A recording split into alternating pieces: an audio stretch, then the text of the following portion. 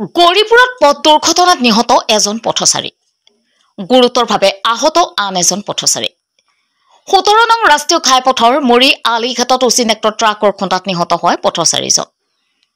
আনফালে এজন পথচাৰী গুৰুতৰভাৱে আহত হয় আহত পথচাৰীজনক সংকটজনক অৱস্থাত ধুবুৰী মেডিকেল কলেজলৈ প্ৰেৰণ নিহত ব্যক্তিগৰাকী গেৰামাৰী প্ৰথম খণ্ড গাঁৱৰ মান্নাফ শেখ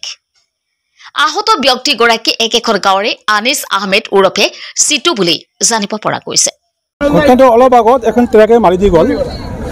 মানুহটো দেখিছে ডেড বডি পৰি আছে এজন সিৰিয়াছ হস্পিটেল মানে লৈ গৈছে তেওঁৰ অৱস্থা কি এতিয়ালৈকে আমি নাজানো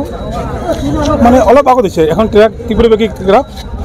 আলংগতৰ পৰা গৌৰীপুৰলৈকে গৈ আছিল কিন্তু ট্ৰাকখন চিনা পাইছিল মানুহ এতিয়া গম পোৱা নাই মানে মইতো এতিয়া আহিলোঁ পিছত আহিলোঁ মানে বহুত দিনে দেখিছে এতিয়া নম্বৰ ল'ব পাৰিছে নাই আমি গম নাপাওঁ তাৰমানে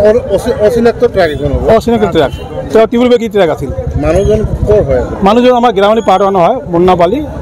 আৰু এটা আনিছ আহমেদ বুলি শুনিলোঁ হস্পিটেল গৈছিলোঁ এইটো আনিছ আহমেদ তেওঁ চিৰিয়াছ বহুত আছে